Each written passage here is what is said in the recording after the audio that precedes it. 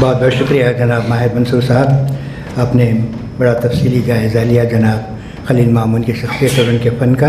अब मैं मिलनसार अत्तर अहमद से गुजारिश करूँगा कि वह आएँ और अपने ख़यालात का इज़हार करें। शहनशीन पर मौजूद दीगर मुअज़्ज़ज़ शख्सियात और सामाईन, 2011 में जब खलील मामून साहब को साहित्य अकेडमी अवार्ड मिला था तो मैंने एक अखबार में एक कॉलम लिखा था। जब उस वक्त मैं कॉलम लिखा करता था, वो पूरा कॉलम तो मैं आपको पढ़कर नहीं सुनाऊंगा, वैसे वो भी बहुत मुख्तसर है, लेकिन उस कॉलम में जो हिस्सा उनकी शायरी के बारे में था उतना ही आपको पहले पढ़ के सुनाऊंगा, बाद में कुछ और बोलूँगा। पूरी कोशिश करूँगा कि 5 मिनट में ख़त्म कर दूँ। बहुत बहुत शुक्रिया। जनाब खलील मामून की शायरी मुख्तलिफ़ हवालों से इंसान बिलखुसूस शायर की अपनी ज़ात और कायनात से उसके ताल्लुक़ की नाकाम तफ़हीम का रज़मिया है। चुनांचे उनकी शायरी में एक अजीब सी इज़्तिराबी कैफ़ियत है। ये बेचैनी कभी मुफ़क्किराना है तो कभी फ़लसफ़ियाना, तो कभी सूफ़ियाना, तो कभी शायराना। इस मुसलसल इज़्तिराब से नजात की आरज़ू में वो एहतजाज करते हैं, जिसकी लय कभी बुलंद तो कभी मध्यम होती है।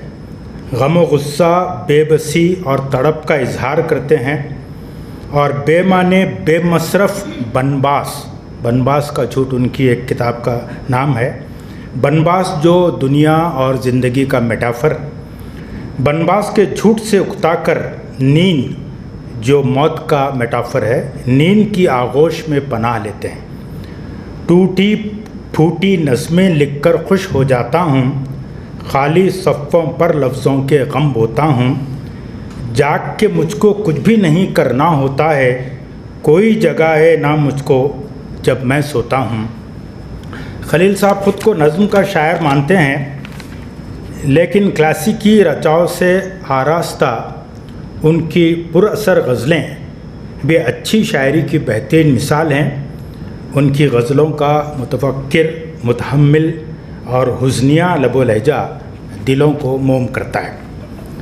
मेरा ख़्याल है ये जो मैंने 2011 में लिखा था, मेरी अपनी समझ के हिसाब से वो उनकी पूरी मजमूई शायरी पर, आज भी शायद सादिक़ आता है, 8 उनके शेरी मजमे हैं।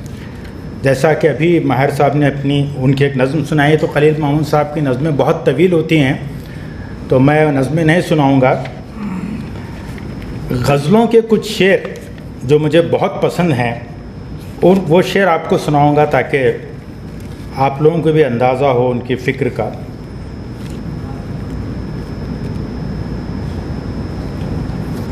कौन है सच्चा कौन है झूठा, कोई कहानी तू भी गढ़ जा। ये इतना आसान शेर है, इसमें एक लफ्ज़ भी मुश्किल नहीं है। कौन है सच्चा कौन है झूठा, कोई कहानी तू भी गढ़ जा। अब आप देखिए कि ये जो पोस्ट ट्रुथ एरा है, आज के दौर को हम पोस्ट ट्रुथ एरा कहते हैं, जहाँ फैक्ट से ज़्यादा फेथ को माना जाता है। ऐसे इस कॉन्टेक्स्ट में आप देखिए, ज़ाहिर है कि ये पोस्ट ट्रुथ एरा से पहले खलील साहब ने शेर लिखा है, कौन है सच्चा कौन है झूठा, इस चक्कर में पड़ो मत यार। आप कितनी कोशिश करें, कितनी मेहनत करें, आपको पता ही नहीं चलेगा कि कौन सच्चा है कौन झूठा है। इससे बेहतर तो यह है कि तुम भी एक कहानी गढ़ जाओ। लोग बातें बनाने पे ऐसे तुले छुप गई है हकीकत फसानों के बीच, तो उन फसानों में आप भी एक फसाना जड़ दीजिए, यही उसका एक आसान तरीक़ा हो सकता है। ये शेर भी देखिए कितना खूबसूरत और मीनिंगफुल है। सज़ा भुगत रहा हूँ मैं ज़मीन पर, सज़ा भुगत रहा हूँ मैं ज़मीन पर, चमक रहा है दूर आसमां पे तू। अच्छी और मामूली शायरी का जो फ़र्क होता है, उसके लिए मैं एक बहुत मशहूर शेर आपको सुनाना चाहूँगा। बहुत मशहूर है, बहुत लोगों ने गाया है। ज़िंदगी से बड़ी सज़ा ही नहीं, और क्या जुर्म है पता ही नहीं। अब देखिए कितनी वाह भी। लेकिन इसी बात को जब बड़ा शायर कहता है तो उसमें इतने माने भर देता है। सज़ा भुगत रहा हूँ मैं ज़मीन पर, चमक रहा है दूर आसमां पे तो। इसमें फ़लसफ़े के पस मंज़र में भी समझ सकते हैं, तसव्वुफ़ के पस मंज़र में भी समझ सकते हैं, इश्क़ के पस मंज़र में, सोशल कॉन्टेक्स्ट में, और हुक्मरानी के पस मंज़र में भी। आम आदमी तो ज़मीन पे सज़ा भुगत रहा है, हुक्मरान जो हैं, रूलर्स, आसमान पे चमक रहे हैं, मज़े कर रहे हैं, ऐश कर रहे हैं। हज़ार माने आप निकाल सकते हैं। यही बड़ी शायरी की खूबी होती है। छोड़ रहा हूँ और शेर। एक और बहुत ही अच्छा शेर है उनका, आप उसको कंटेम्पररी सिचुएशन में भी समझ सकते हैं। फ़तह के जश्न में हैं सब सरशार, फ़तह के जश्न में हैं सब सरशार, मैं तो अपनी ही मात में गुम हूँ। फ़तह के जश्न में हैं सब सरशार, मैं तो अपनी ही मात में गुम हूँ। खलील साहब ने कहा कि जो कुछ भी है वो सब खुदा की देन है। ये अजीब बात है कि शायर की जो पर्सनैलिटी होती है वो ज़रूरी नहीं है कि शायरी में जो पर्सनैलिटी है वो दोनों एक हों। एक तरफ तो कहते हैं कि भाई ये सब खुदा की देन है, और उनकी शायरी में अक्सर वो खुदा के वजूद पे सवाल उठाते हैं, क्या यहाँ खुदा नहीं है। एक नज़्म इस तरह एंड होती है। और ये जो खलील साहब का मिजाज ऐसा है कि जो फॉर्मेलिटीज़ हैं, जो रस्में हैं, उसको वो उसके अगेंस्ट बड़ा प्रोटेस्ट करते रहते हैं। ये अवार्ड के मामले को लेकर भी उनकी 2-4 नज़में हैं, बड़ी लंबी है, मैं तो नहीं पढ़ूँगा। अवार्ड मिलने पर इनाम वगैरह ये जो नज़में हैं उसमें वो प्रोटेस्ट करते हैं कि भाई क्या मेरी शायरी की इतनी ही कीमत है मेरे फ़न की कि सालों में एक बार एक अवार्ड दे दिया, थोड़ा सा हंगामा हुआ, अखबारों में न्यूज़ छपी, फ़ोटो छपी, टीवी चैनल्स पे कुछ हुआ, और उसके बाद एकदम सन्नाटा। वो नज़्म अवार्ड मिलने पर मैं पूरी नहीं पढ़ूँगा, बहुत लंबी नज़्म है, लेकिन उसका जो आखिरी हिस्सा जहाँ से वो नज़्म मोड़ लेती है और वाकई वो शायरी बन जाती है। और जिस नज़्म की इब्तिदा इससे होती है कि भाई अवार्ड मिला, कुछ दोस्त खुश हो गए, कुछ जल के काले हो गए, और कुछ लोगों ने हार पहनाया, कुछ लोगों ने शाल उड़ाई, अखबार में फ़ोटो छपी, टीवी पे न्यूज़ आई वगैरह वगैरह। बीवी बोली कि भाई ये क्या मिला है, हाँ इससे तो, इस रकम से तो तुम्हारे आंसू भी नहीं पहुँचे जाएंगे, इसको कोई सुनार गला भी नहीं सकता, इससे कुछ हासिल होने वाला नहीं है। उसके बाद फिर एकदम सन्नाटा छा जाता है 15 मिनट 15 मिनट्स फेम के बाद। उसके बाद एक नज़्म मोड़ लेती है। कई बरसों में एक बार दिया गया ये अवार्ड, मेरी बरसों की शायरी से अफजल कैसे हो गया। मैं इस बोझ तले दब कैसे गया, यहाँ देखिए इंसानी कमज़ोरी भी है।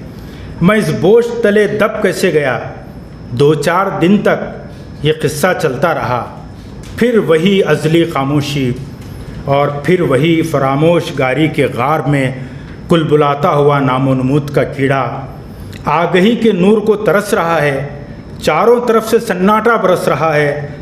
लफ्ज़ खामोश, खामोश भी जो इनकी शायरी का ख़ास वस्फ़, बार बार खामोशी पर ज़ोर देते हैं। और यहाँ से नज़्म सही मानों में शायरी बनती है। और शायरी की मायूस महबूबा की तरह, और शायरी किसी मायूस महबूबा की तरह सदियों पुरानी सरस्वती के किनारे खड़ी उस वक्त का इंतज़ार कर रही है जब किसी दूर देश से बाढ़ आएगी और उसे बहा ले जाएगी। दूसरे किनारे पर शायर फटे हाल खड़ा उसे आवाज़ देता है, लेकिन तूफ़ानी हवाएं उसकी आवाज़ को गुमनाम जंगलों में ले जाती हैं जहां पेड़ों से टकराकर आवाज़ दम तोड़ देती है, सारे बेकार जीवन का धारा मोड़ देती है। एक आखिरी सितारा आसमान में टिमटिमा रहा है, मंजिलें उजाड़ और रास्ते खाली हैं, रहगीरों का कहीं पता नहीं, कहीं भी कोई रोशनी का मीनार जला नहीं, क्या यहाँ खुदा नहीं है। तो किस तरह नज़्म की उठान, एक अवार्ड के मिलने पर जिन हंगामों का जिक्र की इब्तिदा से नज़्म शुरू होती है, जिस बुलंदी पर वो ले जाके एक फ़लसफ़ियाना अंदाज में उस नज़्म को ख़त्म करते हैं, ये उनकी शायराना खूबी है। अब कल मुझे खलील साहब ने फ़ोन पर कहा कि भाई आप लोग सारे स्पीकर्स जो है मुझ पर तारीफ़ के फूल मत बरसाइए, मेरे नक़ाइस भी बताइए। तो हुज़ूर मैं अदबन आपसे अर्ज़ करना चाहता हूँ कि मेरा इल्म इतना नहीं है कि मैं आपके कलाम के नक़ाइस बता सकूँ। सही मानों में मेरा इल्म इतना भी नहीं है कि मैं आपकी शायरी की खूबियाँ बता सकूँ। लेकिन ये जामी साहब ने मुझे यहाँ ला के खड़ा कर दिया और फिर बकौल आपके खुद आपका एक शेर है, हर एक काम है धोखा, हर एक काम है खेल, कि ज़िंदगी में तमाशा बहुत ज़रूरी है। तो इस तमाशे में हम सब शामिल हैं, थोड़ी देर के लिए बर्दाश्त कर लीजिए। मगर एक सीखने के लिए, तनकीद के तौर पे ने उनसे सीखने के लिए मेरा एक सवाल है, अपने जवाब में आप मुझे उसका जवाब दीजिए। मैंने बहुत समझने की कोशिश की कि आपकी जो नज़्म की ज़ुबान है ये जदीद नज़्म की ज़ुबान है या किसी हमारी उर्दू नज़्म की रिवायत, किस रिवायत के पस मंज़र में समझा जाए। नून मीम राशिद की नज़्म की रिवायत में हम उसको नहीं समझ सकते, बड़ा फ़ारसी आमेज़ उनका लहजा है। अख्तर अली मान जो बिल्कुल गज़ल के मुखालिफ थे, उन्होंने गज़ल नहीं लिखी, उनकी नज़्म की जो ज़ुबान है उसकी रिवायत में भी हम नहीं समझ सकते, क्योंकि बेसिकली उनकी नज़्म के लहजे पर भी गज़ल का असर है।